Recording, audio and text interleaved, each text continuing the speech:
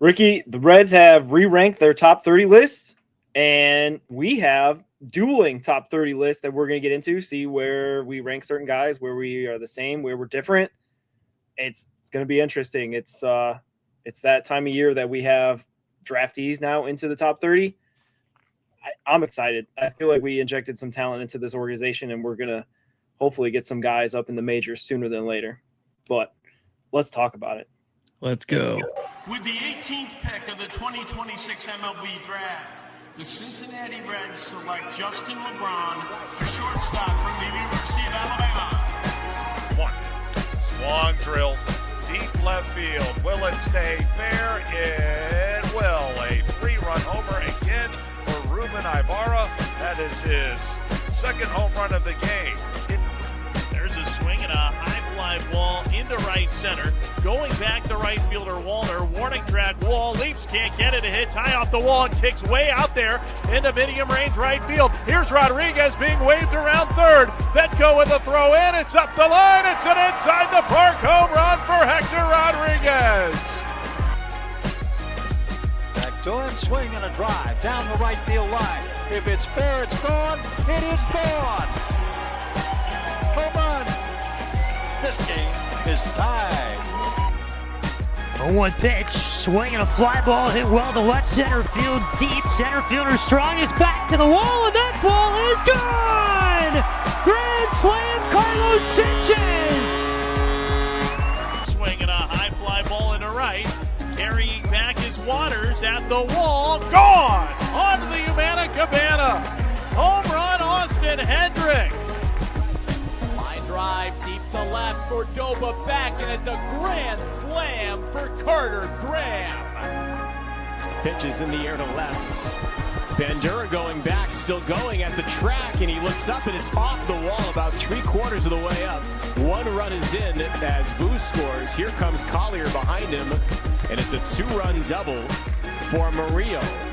Swing and a drive deep out to center. Humphreys going back at the warning track at the wall, looking up, and it's gone! Ty Doucette, welcome to the beach. A 2-run shot gives the Tortugas the lead, 3-2 in the bottom of the 6th. Here's a drive to right center. That's well hit. Camarillo way back, and that ball is out of here. It's a home run. Mason DeVille. There's a swing and a fly ball deep and a left. Cross going back, turns around, gone! A walk-off grand slam for Michael Jamin. 2 balls, 2 strikes. The shot again by Witcher. Here comes the runner in for third. It's Kian Boo has just stolen home. Put this one in the win column. The most heads-up play I've ever seen in Dragons history. He steals home to win the game.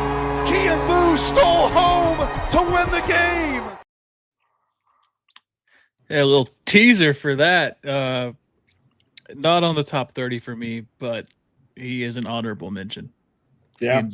With that crazy steal of home.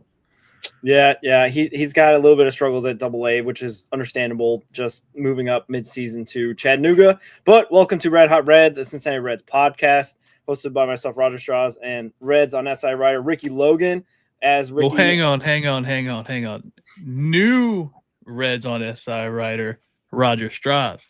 Yeah, I got a promotion. I'm co-worker with Ricky and the gang, which is good because I don't know. I got to put my energy somewhere writing about these Reds, talking about these Reds. So if we can't talk about it here on the podcast, I'll get to write about it. And I had my maiden voyage, wrote about the injection of the talent from the 2026 draft into this top 30. So we're going to be kind of talking about that more or less, about this Reds minor league organization.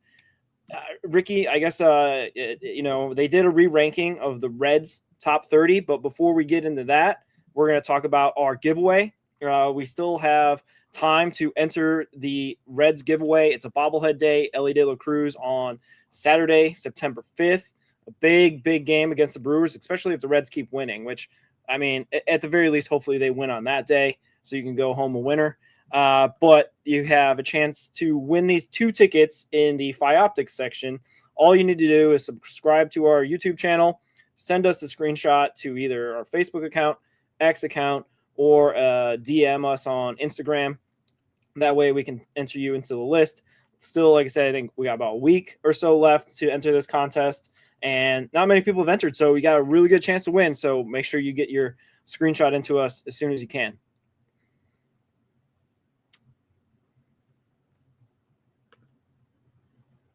You're muted, Rick. So I think we'll add a new way to enter this giveaway. We'll have a video uploaded with the whole giveaway deal. If you just comment on the video, say subscribed, comment subscribed, and that'll be an entrance into the giveaway too. As well, if you've already done it on Facebook, don't worry about it. If you've already done it on X, don't worry about it. But if you're new and you're watching on YouTube, just comment subscribed. Please be subscribed, by the way. But yeah, it might be a new way to do it. Yeah, and you can be an old subscriber, one of the OGs that follow us. Really appreciate all the support in the short amount of time that we've been growing this podcast. You also need to have the MLB Ballpark app, digital tickets, so I can send it to your email, and that way you can have it digitally into your MLB Ballpark app. But yeah, it's an Ellie bobblehead. Going to be a popular game, a Saturday night, which hopefully will have some nice weather on the Labor Day weekend. But hopefully we also can beat those stinky Brewers as well in the meantime. But yeah, in the middle of a playoff push potentially. Yeah. In the gauntlet of September. Yeah, that series basically opens up that gauntlet, and it gets crazier, if you could believe that, after that series with a bunch of Dodger series, another Brewer series, I think, as well. So you got strap it on and strap it in and get ready for that. So we'll get right into, I guess, our next thing. We are talking about the Reds top 30. We just had a draft just this July, so about a month ago right now, I think, maybe a little bit more.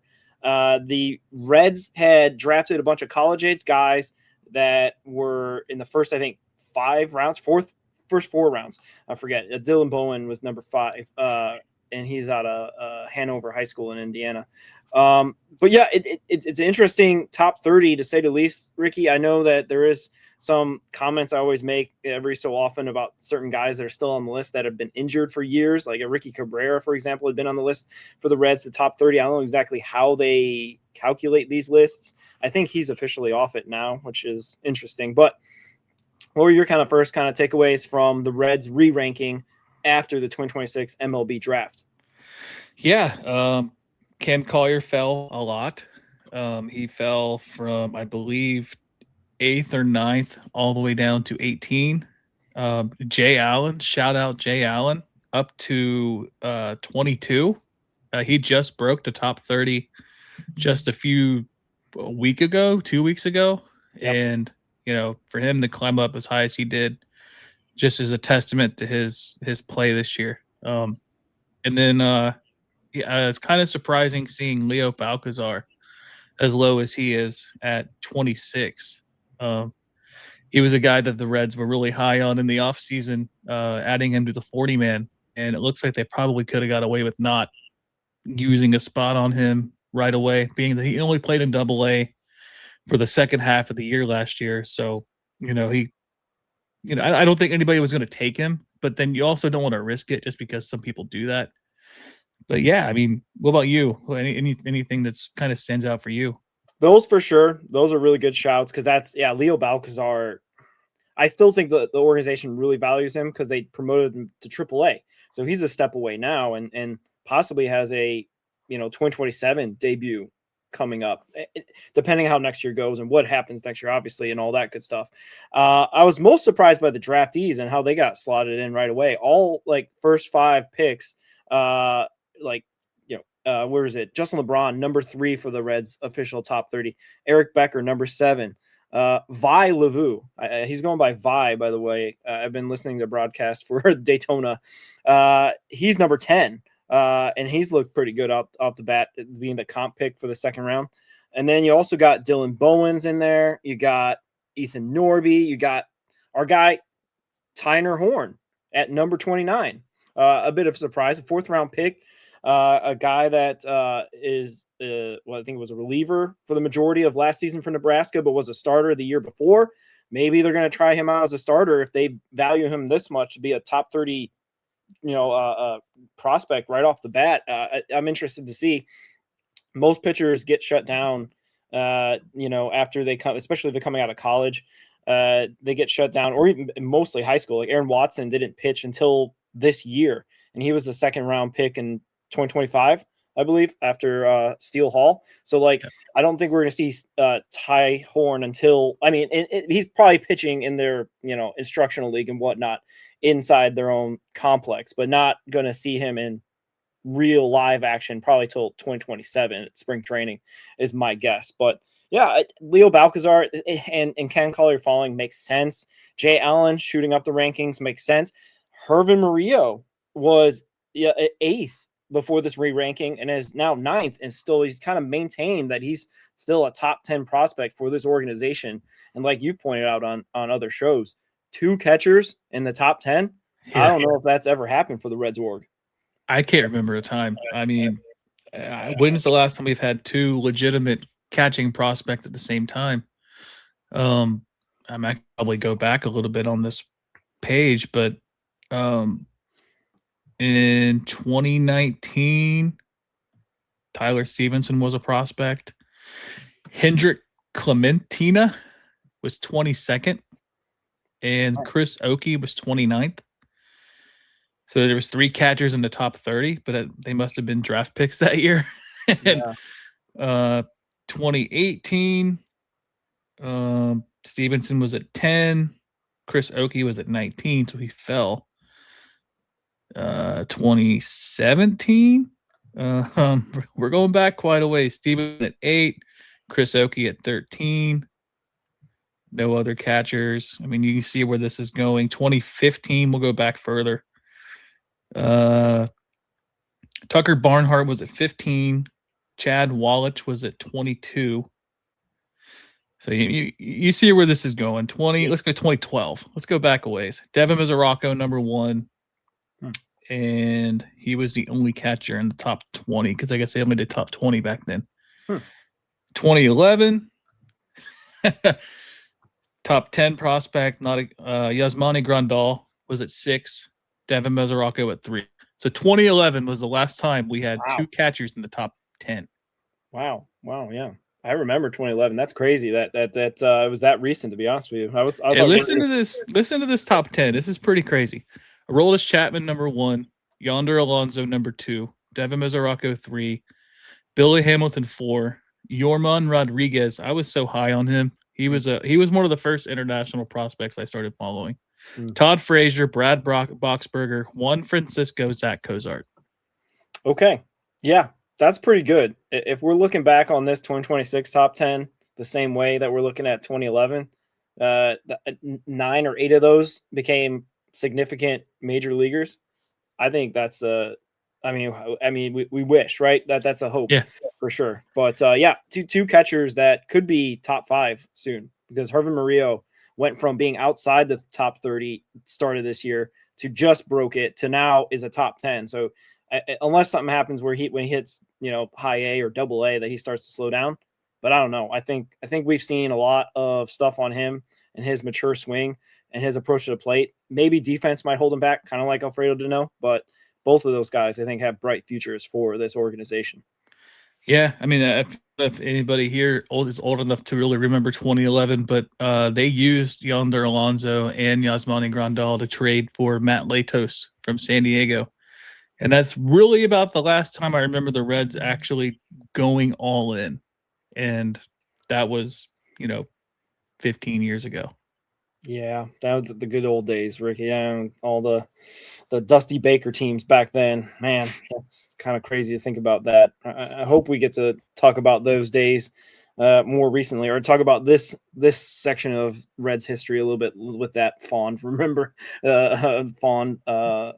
memories. But yeah, I don't know. Any other thoughts that you got in here? Do you I think we got your guy Angel Nunez at number 14. That's pretty good for a DSL guy. I know you're real big into the DSL.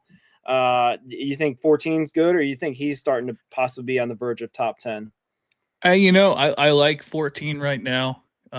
It's a step. I think he was in the low 20s, maybe 18 earlier in the season. So he's showing that there is improvement there, and he's just 17. So long ways to go till we see him. But if he gets stateside next year, that's going to be where the eyes actually get to see him more, and we'll have more scouts on him, and then I think he'll climb up faster. Yeah, for sure. There was definitely some differences between our list and theirs, and then we're going to get into that in a little bit. I like Hansel Jimenez still being on the top 30, to be honest with you, but I don't know if he has had the season that seems like a top 30. He's been really kind of struggling in the complex league. I don't like the 200s, batting the 200s for most of the year, while some other guys have kind of moved past him a little bit in the organization from my vantage point, at least. But I'm glad to see that they still value Hansel Jimenez in this re-ranking still, because we were high on him in the offseason. He had a great offseason playing out there in Australia, and then coming into spring training with a lot of good momentum toward his 2026 campaign. Unfortunately, it hasn't gone the way I think he wants it to go. Same with Pablo Nunez as well, a guy that we value a lot, but he's probably on the outside looking in as well for top 30 for the Reds and for us as well, I think. Yeah, for sure. We were really high on him and Jimenez looking at this year. Unfortunately, injuries kind of held Nunez back, and I think with Jimenez, he got kind of a late start into the season too. And, there's a lot of talent that is ahead of him and performing. He's been playing some third base. Shortstop's been taken by Steele Hall at the same level for the season. So, we still believe in him. But, yeah, I mean, he probably 28 sounds all right. I'm okay with that. I would have been more upset if he was out of the top 30. Yeah, for sure. On a different kind of grading scale, the Reds don't get much love on the top 100 from many lists. I've been on this show, maybe casting some aspersions on some guys that do top 100s, but I really think Steele Hall should be a little bit higher ranked on the top 100 list for most, or whether Baseball America or whomever does it, Prospects Live. He's like in the 90s usually, but he's had a fantastic season this year, especially being just a turn 19-year-old playing complex league for the majority of the season. They had such a good season that they kept a lot of their complex league guys there all the way to the complex world championship or World Series, whatever they call it. So they didn't get promoted like Steele Hall and Aaron Watson and Ryeteri Moret didn't get promoted until like early August. So, and he's still hitting down there in Daytona. So like, I think he should be higher in those top 100s, 80s, 70s. I know he's got lots of time still to grow and marinate. He's only 19 years, just turned 19 in July.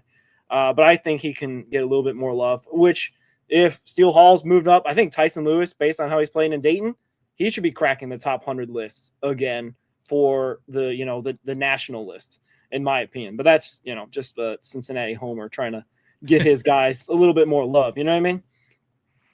Yeah, I mean, Tyson, ever since he's moved up to high A, has just been a completely different player than he's been since even last year at Daytona. So he's showing a little bit better plate discipline. He's still chasing a lot, but he's making a lot more contact now too. So he is now 5th in the organization. I think he was 4th before Justin Lebron got added.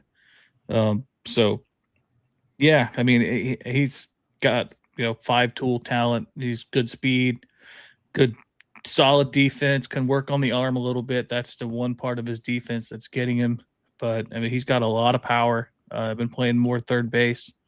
Can play second, can play short. They don't play him as much as short anymore. But I mean, even if he was to make a move to the outfield, I think he's got just a ton of upside if he can get it more consistent. Yeah. You put on our X account his stats since he's gotten up to Dayton and been hitting 300, and a lot of people were liking that. The one area, though, he could, and you might have mentioned this already, the chase rate. It was like 40, 39%. Yeah, it's up like there. that. he can really work on that. And we've seen some guys in this organization like Kyle Henley really work on his chase rate and strikeout rate. So like make sure, hopefully, if you're listening, Tyson, work on that aspect. I think he's also found a home at third base. I think that might be his spot, depending on how Cam Collier, works out in this organization. I hope Cam can bounce back from kind of having an off year this year, but it could be a Tyson Lewis third baseman for the majors type of position for him. He's got the power numbers for like a corner infielder spot, but we got Sal up there already, got Elliott. That's going to be a, shortstop, and maybe an Edwin Arroyo, Eric Becker, Matt McClain platoon at second base, possibly in the future. But like it's, he could be, like you said, also be an outfielder possibly with the power and his arm. And the Reds haven't necessarily developed, a lot of outfielders. And actually someone mentioned it on one of our socials, because we were trying to figure out the last outfielder that the Reds developed that was like a top prospect. It was Jesse Winker was the last. Yeah. Jeez. Yeah. So it's not necessarily recent, but not too far in the past. It's not Jay Bruce all the way in the Wayback Machine. So neither here nor there. Maybe Tyson could be that guy. We got some other outfielders that we can preview. I've got at least one that I really like on my list. And anything else that you got for the Reds official top 30 re-ranked after the draft? No, I did see that Baseball America, I think, improved our position a little bit. I think we're at 18 now. We were at 25, so it's a little bit better. Still not great, but with the way LeBron's been playing and Becker's been playing and Levu's been playing so far, just getting that infusion of college talent that can be major league ready in the next like 2 years is big. So it's a good sign. Yeah. I wrote about that exact topic. They got guys like LeBron, like Becker, who were supposed to go early in the draft. Maybe had some red flags, maybe had some issues with their season or what have you. Chase rate for those guys, especially but they have talent that could have been like LeBron could have been a number one pick. He was going to be with Cholowski at UCLA, possibly battling for the first overall pick when we started the college baseball season. Becker was supposed to go like in the 30s or 40s, dropped to us at 58. Levu, a guy that has a lot of power, but a lot of chasing. We got in the comp pick. We've got guys that if they get to their ceiling, they may have some flaws in their game that drop their floor, maybe more than we would like. But if they can reach their ceiling, we've got guys that have a lot of talent. And according to this, top 30 re-rank, the Reds think so too, because they put them right in. I mean, they got Levu at 10. So their top 3 picks are top 10 according to the way they view them. So that should tell you at least something. Yeah, I mean, I like it. It gets you excited, Yeah. You've talked about this on the show a lot. Like college players are starting to get adapted. The college game is either getting a lot more mature and prepping guys for the professional game a lot better, because a lot of guys are kind of jumping in there after college and affecting organizations pretty quickly. You don't have to play the long game by drafting the 17-year-old shortstop and wait 5 years to see if he's going to turn into anything anymore. There may be maybe there's a lack of patience with some organizations in some situations, but I think that overall the college game has improved, and that's allowed players like, LeBron, who comes in and plays in Dayton and has already got a homer and a grand slam in the first week of he's ever played. So, it's good so far, I guess. And so far so good. So we can take that and hopefully, sprinkle a little hope on that as well. Yeah, for sure. It's exciting. Yeah, for sure. But what's even more exciting, Ricky, is that we got our top 30 list and we don't agree on everything. We got a little bit of variance. I don't know. It starts to get a little bit closer when we get down to, obviously, I think everyone knows who the number one prospect is in our organization. Austin Hendrick. Oh, well, yeah. But we will talk about those two lists after this ad.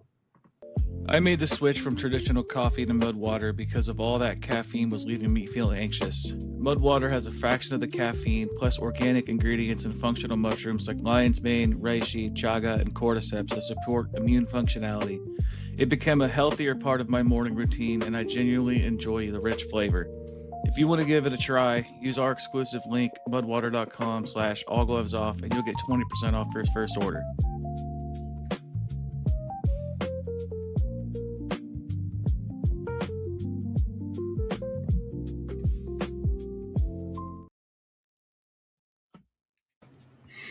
Yeah, shout out to Mudwater. Check them out. We'll have a link in the description to get your Mudwater on. And yeah, Rick, we had this idea. I think you've had this idea in the tank for a while to have dueling top 30 lists. We usually have come to some sort of consensus in the past, but now that we've got, I don't know, this is the thing about these top 30 lists is that we haven't seen a lot of sample size from, especially like our draft guys. Maybe not a lot of guys in the ACL moving up to say low A. Daytona, not a big sample size there as well, but we have some video and some feeling on it, and it can get a little bit different. Maybe after the top 10, it can go certain different directions. But what was your kind of first kind of overall takeaways when you were building your list for this top 30? So I kind of went by guys that I think will have the biggest impact when they get to the major league level. That was one factor. Two was just kind of like the tools that they have. And then three was where they're playing in orientation to their age. And that might not be the most conventional way of doing it, but I think, I mean, mine's not terribly far off the official list, which honestly, I didn't use other than knowing the top 5. And our lists aren't terribly far off. So it's not like it's like, I hate your list, so I'm making my own list. It was just, I figured there's 2 hosts to this show. Why not get both of our opinions and then we can just talk about it?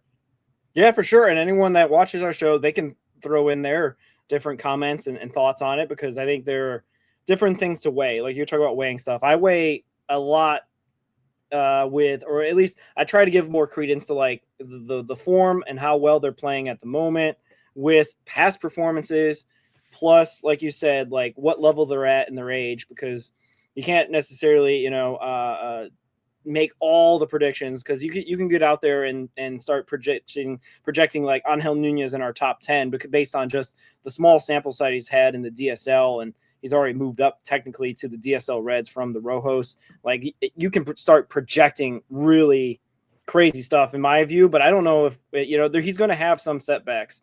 Maybe when he gets stateside, maybe when he goes to Daytona, you know what I mean? Like there could be all sorts of different things that you can't really predict right now, but for sure the path of a young player will have some of those things.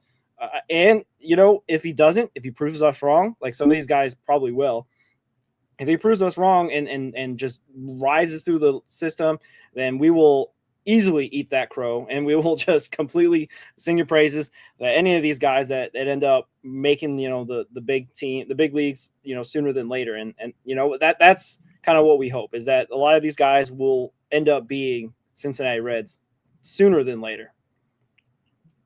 Yeah, I mean, I guess without further ado, I'll pull up our list here. Yeah, and this is both of our lists, and for the audio audience, it'll have our top 30 that we will also put out there on the socials if you missed the YouTube, premiere of this show. But yeah, we're also going to run through this list as well. So I don't know, Ricky, if I'll let you go first if you want to run through your top 30 or maybe your top 15. I'll do my top 15, whatever you want to go from here. Yeah, so I can go with I'll just read through the top 30. I got Mason DeVille at 30, Isaac Garcia, who's the DSL outfielder, at 29, Eli Pitts at 28, Jacob Friend at 27, Jay Allen at 26, Davey Villafana at 25, Leo Balcazar 24, Arnaldo Antigua, outfielder, 23, Rajatari Merit at 22, Shengen Lin, 21, Isaiah Escalona at 20. He's a DSL pitcher. Eder Gutierrez, another DSL outfielder, at 19. Angel Celillo, DSL shortstop / third baseman, at 18. Carlos Sanchez at 17. Starlin Torres is I guess he's now in Dayton, pitcher, at 16. Libertz Aponte at 15. Carlos Jorge at 14. Iker Redona, a Daytona pitcher at 12. I have Ken Collier at 11, still just outside the top 10. I have Adolfo Sanchez at 10. Angel Nunez at 9. Eric Becker at 8. Jirvin Murillo at 7. Aaron Watson at 6. Tyson Lewis at 5. Hector Rodriguez at 4. Steele Hall at 3. Justin Lebron at 2. And Alfredo Duno at 1. Not bad, not bad. Yeah, we have too much difference. There is some. I think you like a lot of these DSL guys. You are really good at writing about them on Reds on SI and documenting their successes and all that. I don't know if I have as many. I got definitely a couple guys that I really like from the DSL, but like a bunch of those guys have already kind of moved over to ACL and then up to A ball. For example, I got Ryeteri Maurice, a former Iker Redona. That's it. Iker Redona is a former DSL All-Star, moved over ACL, moved over. But yeah, I guess to run through my list real quick. Sorry to be delaying on that. My guy, I actually posted about today, Jalen Hairston at number 30, outfielder. His stats have been really great of late, and I think he's deserving. He's been leading off for Daytona for a long, long time. Like the last couple months. Eder Gutierrez, DSL outfielder, has been great as well. He was a DSL All-Star this year. Jay Allen and Eli Pitts at 28 and 27. I feel like now we're ranking Jay Allen a little too low because he's been killing it, and now he's up to Louisville and a step away from the majors. Ryeteri Maurice at 25, with Iker Redona at 20. Gosh, I could barely read this.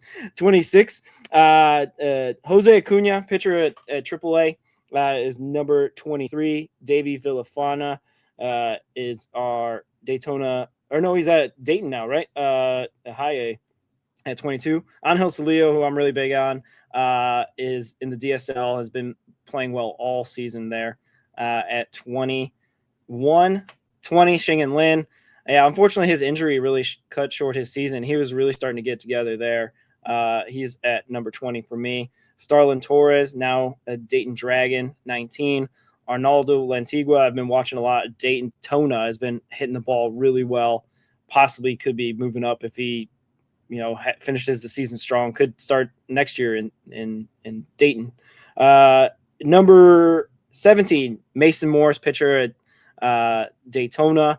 Number 16, Jirvin Murillo, now at Daytona after having a great ACL season. 15, Libertz Aponte is a weird one. I probably could have had him a little bit lower. He has not been playing lately. I think his last game was July 23rd, almost like kind of a month ago, which is, not good. Hopefully he can get back to it. He was a really high prospect, top 10, I think, at one point for the Reds. Vai Levu, number 14, Daytona. His first home run was his first hit of his career in the pros. So shout out to Levu. Angel Nunez Jr., 13. You've talked about him, and he's definitely a show favorite. Adolfo Sanchez just got moved up from ACL to Daytona, has been playing pretty well. Carlos Sanchez, another show favorite, just outside probably the top 10 because of the draftees that we just got. But he's definitely a possible top 10 in the next couple re-rankings and maybe starting next year. Aaron Watson, number 10, now moved up to Daytona after having a great ACL season and seemed to have a really good command and seemed to really, with him, Iker Redona and Maurice, just those three guys together, coming up together, that'd be special if all three of those guys can end up being Cincinnati Reds together, kind of working through the system at the same time. Leo Balcazar, yeah. I think also the one thing I weigh with the play is that how the organization views him, and having him move up to Louisville and be on the top 40 list. I think they still see a future with Mr. Leo Balcazar. We just like to see a little bit more out of him than hitting 230 or 240 that he's been doing for most of the season. Eric Becker has been fantastic since starting in Dayton. Cam Collier, I still value a lot as well, just like yourself. I really hope that he can still get back to it. He's coming off of having that thumb injury, and maybe this is just the down year before he kind of kicks back to where he should be power wise and average wise. And then Justin Lebron 6 has been awesome. Possibly could be ranked higher, but the small sample size makes me think let's maybe temper expectations there, not put too much on this young kid. Tyson Lewis at 4. Hector Rodriguez, who is probably going to graduate off the next list since he's been in Cincinnati, and hopefully he'll have a job there in 2027. Steele Hall, and then Alfredo Duno as the 2 top guys that I think they should be ranked higher in the top hundreds in the national list. And I can't believe that they're not. Every time I see a top 100 list, I don't know if it's just me or just just trying to cape up for my guys that Alfredo Duno is everyone should know that he's going to be the next big deal. He's going to be the next Salvador Perez that just needs to probably work a little bit more on his defensive stuff and learning how to catch AAA pitching probably next year, and the pitch comm and challenges and all that stuff. You know what I mean? So, maybe that's the one thing. Maybe that's the one. I've been hearing a lot of chatter that Ty Steve should get extended. Maybe he can just be there so he can teach everyone his ways on the ABS challenges, because he's one of the best in Major League Baseball, and that probably is a valuable skill going forward for a catcher, for anybody. Yeah, I mean, people were talking about Tyler Stevenson's inability to frame. It's like, who needs to frame anymore when you can just be the best at ABS? Yeah. I mean, Jose Trevino.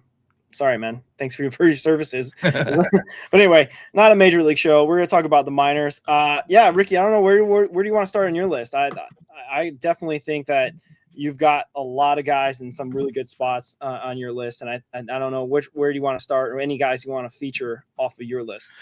Yeah, so I'll kind of go from top to bottom. I'm gonna skip through some players, but Isaac Garcia, outfielder in DSL. He's just 18. He doesn't turn 19 until September 12th.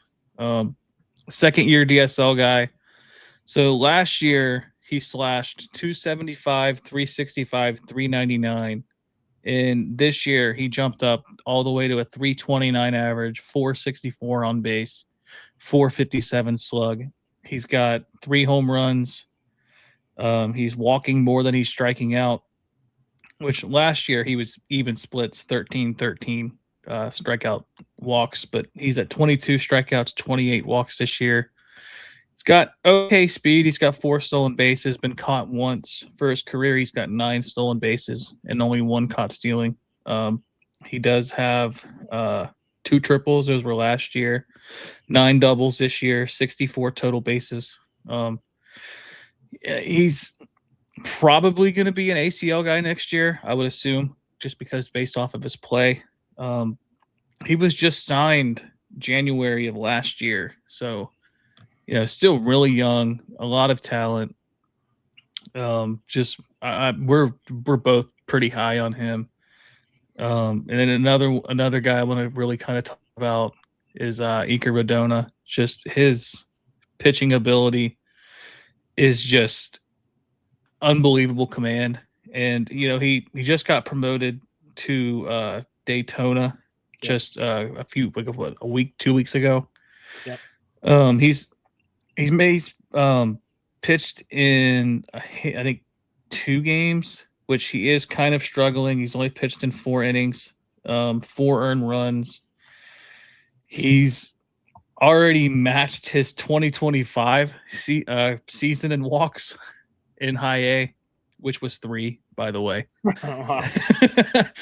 And, guys are just hitting him, which is to be expected for a guy who just doesn't miss the strike zone. I think for him, it's going to be learning how to throw balls out of the strike zone to get guys to chase, because he does a really good job of getting strikeouts. We saw that in, I think it was his second to last ACL start, where he had, I think it was like 16 whiffs on 17 batters or something like that. Struck out 10 with, was it 10 with 11, with the 11th out being, or it was something weird. It was four innings, 10 strikeouts or something like that. Yeah. Just unreal stuff. And then just Justin Lebron. I mean, he's got a violent swing. He's got a ton of bat speed. The biggest issue with him is just contact. And, he hit over 300 his sophomore year in college. This year that dropped down to like 275. I think could be a fluky thing because he was projected to be potentially number 1 overall going into this year. And if that's the case and it was just a fluke season and the Reds got a number 1 draft pick talent at 18, I mean, that could be like one of the biggest steals in recent draft memory for any team.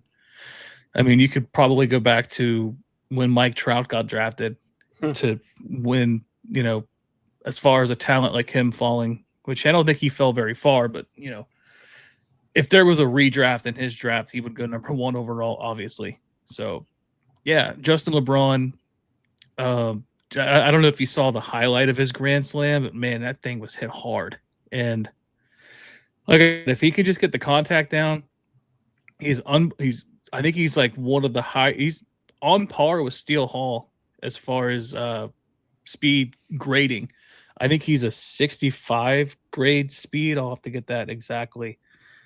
But I'll pull that up. Steele Hall is a 70 grade speed for Hall, and LeBron's a 70 grade run speed too. So he's on par. I mean, I guess if you were to go into the micro details of like clocking somebody for speed, Steele Hall might have him, but Justin LeBron's no slouch in terms of speed. And on the official scouting grades for LeBron, he's a 45 grade hit, which isn't great, but 60 grade power, 70 grade run, 60 grade arm, 60 grade field. I mean, it's just all of those scream 5-tool player. Yeah. And, you think about the future of Elliott Short, is obviously he's going to be gone in 2 to 3 years. The shortstop position is in pretty good hands, I think, with Justin LeBron and Steele Hall as like your 2 top prospects, with, LeBron being a little bit closer than Hall, but, the way Steele Hall's been playing, he could be a 2-level player next year and hit AA, which wouldn't be too surprising. So, I mean, the infield at Dayton right now, I think Charlie Goldsmith tweeted something about it's probably the most talented infield in recent Dayton memory. I think you'd have to go back to when Ellie De La Cruz was playing shortstop, and to have, Justin LeBron, Eric Becker, Tyson Lewis as your, second short third baseman, it's unbelievable. And if they can develop into major league players, that could turn into another class of 2023 in 2028. Yeah, I like the sound of that. And Dayton has had a really nice run of exciting baseball with the guys that graduated up to Chattanooga, and Duno, Kianvu, Carter Graham, and whatnot. They all really, Jose Montero, I think, is one of those.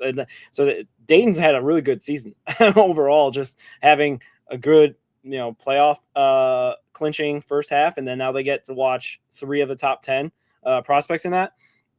That's fantastic. But yeah, the pivot of my list, the guy I want to talk about that I'm kind of surprised that Ryeteri Marit was not in the top 30 after the seasons he's having, after like what Iker Redona has been doing and what Aaron Watson's doing. Like, I understand Aaron Watson's is, top level talent and everything like that, but Marit for sure should be up there with him, at least in the top 30. And that's why I have him in there, and you do as well.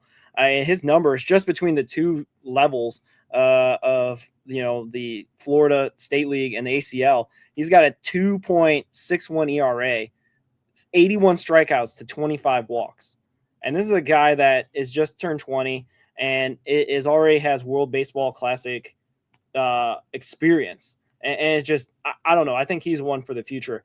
The complex league scouts that I follow that talked about him is that he's a lanky lefty, but like he has some room to grow and could get 99 miles per hour off the left side with his fastball, which would be something I don't think we've ever really seen in a Cincinnati Reds uniform if he should ever make it that far. So that's one guy I want to talk about for sure, because I think we previewed him before, Ricky, at the beginning of the season. We're like, okay, who's this Rajateri Moret. We were just struggling to figure out his name, but now I think it should be a household name, especially if you're a big Cincinnati Reds prospects guys like us. It's definitely a name that you should keep in the back of your mind, that this could be a future star for this team and this organization overall. Another guy I want to talk about has had a great 2026, Carter Graham.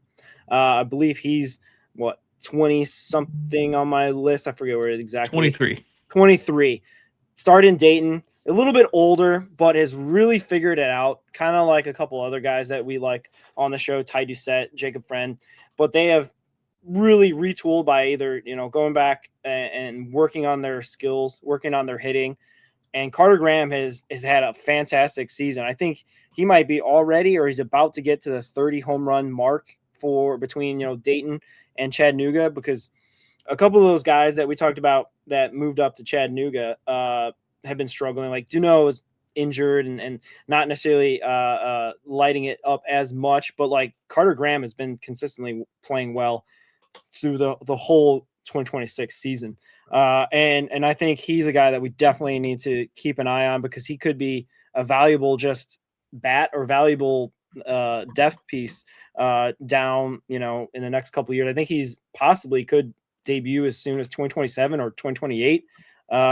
24 homers, 79 RBIs, 10 stolen bases as well. So he's not just a power guy, hitting 302 between the two levels of high A and double A. So like, he might get in the running for maybe minor league, like player of the year, possibly, based on how well he's played all year for the Reds organization, and definitely earned the call up to Chattanooga in June or thereabouts when they had the midseason and whatnot. But yeah, definitely shout out Carter Graham. Hopefully he can keep that going.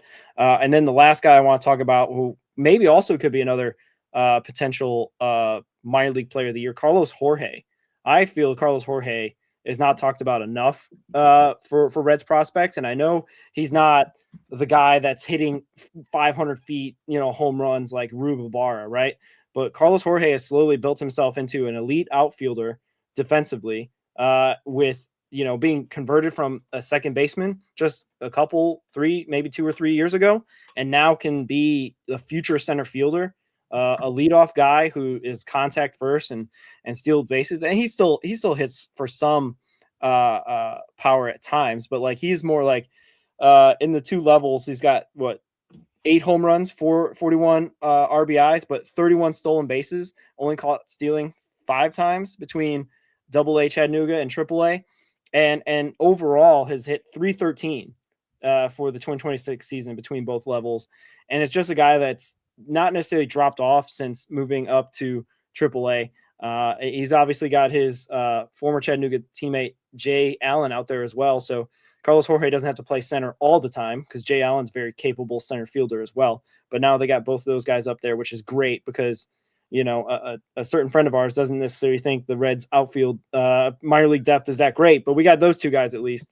And I think Carlos Jorge is a guy that definitely debuts in 2027 if there's a major league season. We got to have that caveat every single time we talk about this, but I think he is a deserving 2027 debut. Yeah, he's been one of the more surprising players for me this season, and Carlos Jorge. Just his hitting ability, his defense, ever since he moved from the infield to the outfield, he's been one of the better defensive outfielders in all of minor league baseball. And, it shows. He's just a step away, like you said, from getting to the big leagues. And, if I even wouldn't mind if they called him up last minute, September call up, just if they're out of it, why not? Get his feet wet, let him try it out, see how he does. Anything's better than TJ Friedl at this point, who still does not have a hit since the All-Star break. So, I think the last guy I kind of want to talk about just overall is Vai Levu. He fell to a competitive balance pick, and the Reds signed him under slot value at $1.1 million. Left-handed hitter, good power. His power grade on MLB's scouting grade. He's a 50 grade hit, 55 power, 50 arm, 50 field, 50 overall prospect.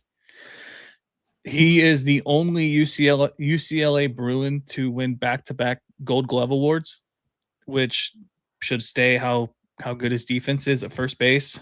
He has 18 home runs in college, I think last year, and he has really good bat-to-ball skills. He makes a lot of contact, which that can work against you, which you can see from like Hector Rodriguez. He's hitting everything at the major league level. It's just a bunch of ground outs at this point.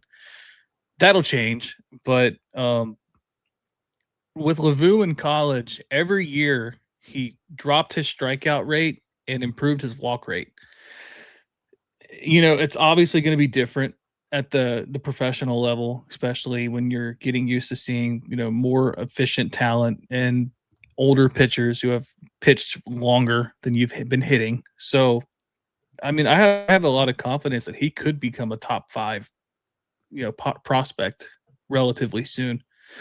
And, if the Reds don't keep South Stewart at first forever and they let him go to third, Levu is a very, very good defender at first. And I wouldn't mind seeing that in the future. Just obviously, Sal, he's playing well at first. I'll give him that, but he's no slouch at third. He can play second. Eventually you got to make those tough decisions. And if we're going to extend him, you got to see what you can do about that too. But Levu, he hit a home run in his first game, 3-run homer, I believe. Just good talent. UCLA produces a lot of great major league players. Maybe he can add his name to that list. Yeah, we'd like to see that. The last guy I want to feature, and a guy we talk about a lot because he was the first pick for them in 2025, 9th overall, Mr. Steele Hall. I think he is on the track of where he should be. I know we talk a lot about that the Reds are really slow with their high school players in moving them up.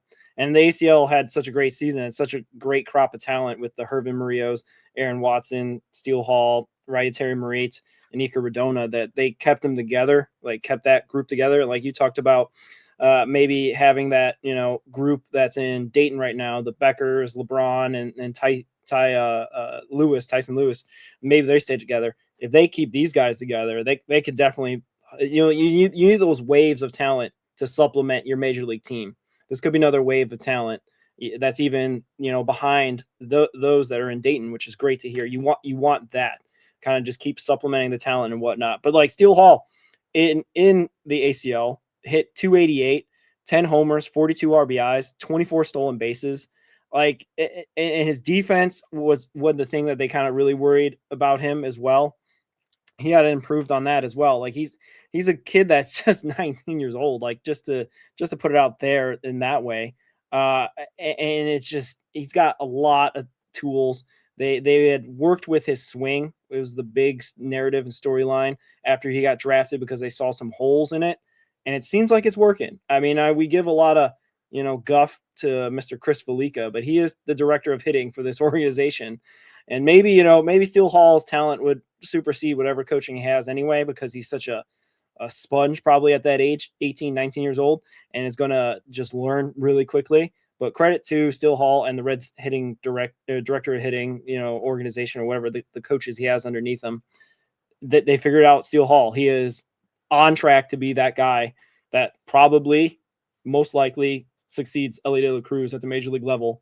And that would be awesome to see because his journey obviously started all the way down from, complex league and will hopefully keep going up and up until he gets to Cincinnati. And he looks like he's a good one. And that the Reds did well when they drafted him 9th overall just a year ago. Yeah. I mean, his comp coming out of college was Trey Turner. And if he becomes a Trey Turner type player, I mean, that's a perennial all-star shortstop. And, they'll have to, make some decisions what they want to do. I mean, if let's just say we can figure out this winning part of baseball and you can go all in and you can trade prospects like an Eric Becker, a Justin Lebron, a Tyson Lewis if you need to, and you can go all in. But you've got to continue the development of prospects too to keep replenishing. You got to draft good. You've got to sign effective DSL players. There's a lot to it, but Hall, LeBron, Lewis, Becker are all on the right track. And the one guy we haven't talked about is Jirvin Murillo, which hit his first grand slam earlier this week. Just he's done everything right this year. He left Australia early playing winter ball to get to Arizona. He's been learning English to be able to communicate with his pitchers. Then obviously being Spanish, he can speak to the Spanish pitchers as well. So, great bat to ball skills, a ton of power, good plate discipline. Doesn't have the power that Duno has, but I think he's not terribly far off. Obviously Duno's on another level as far as the player that he is. But Murillo, is a very respectable 9th ranked prospect officially. I think I have him 6th. I have him up there, but still years away. MLB has him projected at 2030. So that's 2 years after Duno. So that you could have both catchers at the major league level 2029, 2030. And you have 2 legitimate star catchers potentially. Yeah. It's crazy you talk about Murillo this way, Jirvin Murillo this way. Is we were talking about Pablo Nunez and Hansel Jimenez, and he was just like the third guy that was there. It's not like I'm not trying to knock him. He had a great Aussie baseball winter league season, but compared to Nunez and Hansel Jimenez, he was the third guy on that team in terms of productivity, which is crazy to say. Obviously he's definitely rose through the rankings with a fantastic ACL season and stayed healthy and done well. And he doesn't turn 20, Ricky, till January next year. So he's got a lot of baseball ahead of him. A lot of, they're slow with catchers like they're going to probably be with Duno as well. So he's probably got to learn all the little nuances of that part of the game. But a switch hitting catcher, another Venezuelan catcher as well, is kind of just like, all right, this is maybe they found another gem, and having Murillo and Alfredo Duno in your organization and potentially playing together at the major league level, that'll be fun. I guess we're going to be one of the best teams in 2030, Ricky, based on the way we're talking right now. So, we felt that way going after 2023. We had Ellie the way he came up, McLean the way he played in 23, Marte the way he played in 23. Christian Strand the way he played in 23. It looked like we were on pace to be the 27 Yankees, and didn't happen. The 2027 Yankees, I think is. Yeah, there we go. So it still could happen. Obviously, I don't know. We obviously see what happens at the major league level. It's hard to play baseball, man. It's not an easy sport. You don't just get out there and immediately make an impact and be an MVP right off the bat. It's a lot of learning you got to do at the lower levels before you get to the mountaintop. But I don't know. I feel pretty good about our top 30 lists. I think we've sprinkled in a lot of talent from the DSL, A, Dayton, High A, Double A, and Triple A. I think our Triple A team doesn't get a lot of love, even though we've had some guys that have performed well there. Michael Tolia is now up there. Obviously, he's not a prospect, but he had worked his way up out of Louisville to earn the promotions back to the majors. But I don't know. Any other thoughts or any other comments about the top 30 lists? No, it's fun doing this. I think we both enjoy doing this, and it's kind of fun to see where our opinions differ and where we can agree on things. And I think we both had Shing and Lin right around the same. It's fun. It's a lot of fun. Yeah. Obviously the top 30 is done, like the Reds official one's done by the organization. And, we had comments before the draft about Krall and Meador are on their last possible, they don't do well in the draft. They don't do well with the Reds. This could be one of their final seasons for the organization in the front office. At least that's how the fans feel. Obviously, Bob Castellini could have a totally different opinion. But I think if Bob Castellini sees the top 30 list, seeing a Justin Lebron, a Eric Becker, a Vai Levu in the top 10, I think that unfortunately might mean that we might be stuck with Krall and Meador a little bit longer because they might have hit on their draft picks. And that, it's good. It helps the Reds. But, obviously for the detractors against the front office, it might help them stick around a little bit longer. So there's that. Yeah, unfortunately.